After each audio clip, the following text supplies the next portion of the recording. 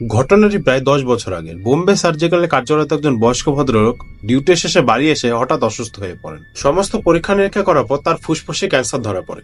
Doctor তার পরিবারকে স্পষ্টভাবে জানিয়ে দেন সে হয়তো আর 6 মাস বাঁচতে পারে। বাড়িতে কান্নার বোল পড়ে যায়। ভদ্রলোকের পরিবার বলতে তার স্ত্রী, ছেলে, ছেলের বউ এবং তাদের 2 কন্যা সন্তান।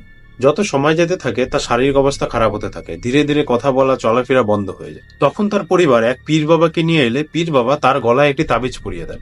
এরপর থেকে শুরু হয় পৈশাচিক কার্যকলাপ। যে লোকটি সারাদিন বিছানায় শুয়ে থাকে, উঠে বসতে পারে না, কথা বলতে পারে না, সেই লোকটি হঠাৎ রাত 12টা-1টা বাজলেই একা একা হাঁটাচলা করে, একা একা বাথরুমে যায়, দরজা বন্ধ করে রাখলে সেটিকে ধাক্কা মেরে ভাঙার চেষ্টা করে, এমনকি লোহার দোলনা রড অব্দি বেঁকিয়ে দেয়।